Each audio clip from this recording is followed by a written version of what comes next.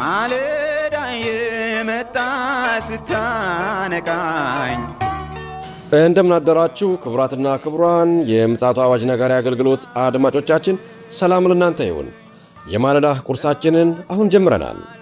አዘጋጅ እና አቅራቢ ፓስተር አለማየሁ ነሞ። መልካም ጊዜ ሆነላችሁ። ከሕይወት ምንጭ ውሃ ስታረካኝ። ሰላም ጤና ይስጥልን። እንደምን አደራችሁ። ይህ በምፅዓቱ አዋጅ ነጋሪ አገልግሎት እየተዘጋጀ የሚቀርብላችሁ የማለዳ ቁርስ ፕሮግራማችን ነው። ወደ ዛሬው የማለዳ ቁርስ ፕሮግራም ከማለፋችን በፊት ይህንን ማለዳ የሰጠንን እግዚአብሔር አምላካችንን አብረን አመስግነን ወደ ዛሬው ማለዳ ቁርስ እናልፋለን። የዘላለም አምላክ እግዚአብሔር ሆይ በጌታ በኢየሱስ ክርስቶስ ስም ስለ ምሕረትህና ስለ ቸርነትህ፣ ስለ በጎነትህና ስለ መልካምነትህ ሁሉ ክብር ላንተ ይሁን። በነገር ሁሉ ስለ ረዳህን፣ ስላገዝከን፣ ስለ ደገፍከን፣ አቅምና ጉልበት ስለሆንከን እናመሰግንሃለን። በእኛ ላይ ስላደረግከው ጸጋ፣ ስለፈሰሰው ምሕረትህ በክርስቶስ ኢየሱስ ስም ክብሩን አንተ ውሰድ። እነሆ ደግሞ በዚህ ማለዳ ሕያው የሆነውንና ቅዱስ የሆነውን ቃልህን ባርክልን። ሁሉ ለስምህ ክብር ይሁን፣ በኢየሱስ ጌታ ድንቅ ስም አሜን። እንግዲህ በትናንትናው ዕለት ወይም ደግሞ በተከታታይ የአንደኛ ጢሞቴዎስ መጽሐፍን ምዕራፍ 1 ነበር ስንመለከት የነበረው። ዛሬ ደግሞ የገላትያ መጽሐፍን እንጀምራለን። ምዕራፍ 1 እንግዲህ በተከታታይ የምንመለከት ይሆናል። ይህንን አገልግሎት ላይክ፣ ሼር፣ ሰብስክራይብ በማድረግ እንደግፉ በጌታ ፍቅር በፍጹም ትሕትና ጠይቃችኋለሁ። እንግዲህ የዛሬ መልእክቴን ምዕራፍ 1 እስከ ቁጥር 1 እስከ 3 ያለውን አንብበን አብረን እንካፈላለን። በኢየሱስ ክርስቶስ ከሙታንም ባነሳው በእግዚአብሔር አብ ሐዋርያ የሆነው እንጂ ከሰው ወይም በሰው ያልሆነ ጳውሎስ ከእኔም ጋር ያሉት ወንድሞች ሁሉ ወደ ገላትያ አብያተ ክርስቲያናት ከእግዚአብሔር ከአባታችን ከጌታችንም ከኢየሱስ ክርስቶስ ጸጋና ሰላም ለእናንተ ይሁን ይላል። እንግዲህ ባለፉት ተከታታይ ሳምንት የጢሞቴዎስን መጽሐፍ ስንመለከት ብዙ ነገሮችን መማርና ማየት ችለናል። በዚህ መጽሐፍ ውስጥ በተለይ ደግሞ ጢሞቴዎስ መጽሐፍ ትሕትናን፣ ቅንነትን፣ ታማኝነትንና ለአገልግሎት ያለን ትጋትን ለመመልከት ሞክረናል። እንግዲህ በዛሬው ዕለት ደግሞ የዚህ ገላትያ አሁን ያነበብኩትን ክፍል ነው የምንመለከተውና በዚህ ክፍል ላይ ጳውሎስ በየደብዳቤው እንደተለመደው እንደሚገልጠው የእርሱ ሐዋርያነት በሰዎች በጎ ፍቃድ የሆነ እንዳልሆነና ሐዋርያነቱ ደግሞ በተግባር የተፈተነ በእግዚአብሔር አብና በልጁ በኢየሱስ ክርስቶስ ቀጥተኛ ጥሪ የሆነ ሐዋርያነት እንደሆነ ይነግራቸዋል።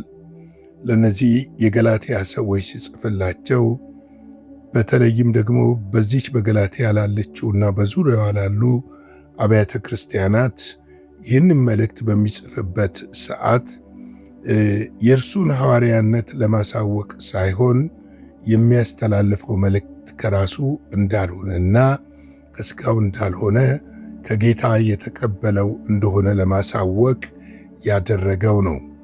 እንግዲህ ጳውሎስ እንደምናውቀው በየስፍራው ስለ ሐዋርያነት ሲናገር የእሱን ሐዋርያነት በሞትና በሕይወት የተረጋገጠ ሐዋርያነት ነው። ምን ማለት ነው? በሞትና በሕይወት የተረጋገጠ ወንጌልን ያልደረሰበት ስፍራ በመሄድ በአይሁዶችና እንዲሁም በአሕዛቦች ከፍተኛ ስደትና መከራ የደረሰበት ከአንዴም 2 ጊዜ የሞትን ድምፅ ሰምቶ የነበረ ሞቷል ተብሎም ተጥሎ የነበረ እውነተኛ ሐዋርያ እንደሆነ ልናውቅ ያስፈልጋል። ሐዋርያነቱን ያረጋገጠለት የእግዚአብሔር ቃል ብቻ ወይም ደግሞ እግዚአብሔርና የክርስቶስ ጥሪ ብቻ ሳይሆን ጥሪውን የተገበረበት መንገድ ትክክለኛ ሐዋርያነቱን ገልጦታል። እንግዲህ ከሐዋርያት ተግባራት መካከል አንዱ ፍጹም ወንጌል ወዳልገባበት ስፍራ ሄዶ ይህንን የምስራች ወንጌልን በማብሰር ቤተ ክርስቲያንን መትከል ነው። ይህንን ደግሞ በተግባር ተፈትኖ የታየበት ጉዳይ ነው። ለዚህ ነው በየመልእክቱ የእሱን ሐዋርያነት ማረጋገጫ ሲሰጥ። ምክንያቱም እሱ ከበጉ ሐዋርያት በኋላ የተጠራ ስለነበረ፣ ምናልባትም የበጉን ሐዋርያቶች ከኢየሱስ ጋር የነበሩትን ብዙዎች ይቀበሉ ስለነበረ እሱን ለመቀበል የሚቸገሩባቸው ምክንያቶች ስለነበራቸው ነው። ምክንያቱም ቤተ ክርስቲያንን ያሳድድ የነበረ፣ ከክርስቲያኖችን ወደ እስር ቤት ይወረውር የነበረ፣ የክርስቶስ ወንጌል እንዳይስፋፋ ዋነኛና ቀንደኛ ተቃዋሚ የነበረ፣ ፊልጶስ ሲገደል ጨርቅ ይዞ ያስገደለ ነበረ። ስለዚህ ነው የሱ ያንን ጥርጣሬ ለመስበር ለቅዱሳን በሚጽፍበት ሰዓት ይህንን መልእክት አጉልቶ የሚጠቀምበት። እንግዲህ ከሰዎች ወይም በሰው ያልሆነ ይላል። ከሰዎች ወይም በሰው ያልሆነ የሚል አሁን በአሁኑ ዘመን ይህንም በግልጽ የምናየው ይሆናል። ሰዎች ራሳቸውን ይሾማሉ። እግዚአብሔር ሲያሾማቸው አንዲት ቸርች ወይም ደግሞ አንዲት አጥቢያ ከተለያየ ቸርች የመጡ ሰዎችን ይዘው ራሳቸውን ሐዋርያ ይላሉ። ይሄ ብቻ አይደለም። ቸርችም ሳይኖራቸው ሐዋርያ ነኝ የሚሉ ብዙዎች እንዳሉ እናውቃለን። እምነታቸው ያልተፈተነ፣ በወንጌል ያልተፈተነ፣ አንዳንዶች እንደውም ከአዲስ አበባ ወይም ከዚህ ከሞቀው ከተማ እንኳን ወጥተው አንድ ቀን ለአንዲት ነፍስ ከከተማ ውጭ ወጥተው እንኳን ወንጌል ያላደረሱ ሐዋርያ ተብለው ሲጠሩ ስናይ አንዳንዴ ግርምትን ያጭርብናል። ለዚህ ነው የሐዋርያነት ትርጉም የላቀና የከበደ ነው የምንለው። ኃላፊነትንም ተጠያቂነትም ያለበት ነው። ሐዋርያነት ድንግል ያልተነካ መሬትን የሚያርስ ነው። ግቻ የሆነው መሬት የሚያርስ ነው። የተዘጋን ሰማይ ከፍቶ ወንጌል በዛ ምድር ወይም ደግሞ በተዘጋው ሰማይ ምድር እንዲሰበክ የሚያደርግ ነው። ከጨለማ ኃይላት ጋር ፊት ለፊት በመፋጠጥ ሰብሮ የሚሄድ የሚገባ ነው ሐዋርያ ማለት። እንግዲህ ይህንን በደንብ ልናስተውልና ከዘመኑ ጋር አሁንም ልንመረምር ያስፈልጋል እላለሁ። ቁጥር 3 ላይ ከእግዚአብሔር ከአባታችን ከጌታችንም ከኢየሱስ ክርስቶስ ጸጋና ሰላም ለእናንተ ይሁን ይላል። ሁልጊዜ በመልእክቱ መግቢያና መደምደሚያ ላይ ሐዋርያው ጳውሎስ ለምንድን ይህንን የሚጠቀመው? ይህንን ጠይቃችሁ ታውቃላችሁ? ምክንያቱም የመኖሩ ምስጢር ጌታ ስለሆነ ነው። የማገልገሉ ምስጢር ጸጋው ስለሆነ ነው። ይህንን ጸጋ የክርስቶስ ጸጋ ለሁላችን በአገልግሎት በሕይወት በኑሯችን የሚረዳን ስለሆነ ነው። ጳውሎስ የኔም በረከት ተቀበሉ ሲል አንድ ቦታ አይቼ አላቅም። ሲባርክም ወይም ደግሞ ለሌሎች የእግዚአብሔርን ቃል ሲያስተላልፍ የሚጠቀምባቸው መንገዶች ከእግዚአብሔር ከአባታችንና ከጌታም ከኢየሱስ ክርስቶስ ጸጋና ሰላም ለእናንተ ይሁን ይላል።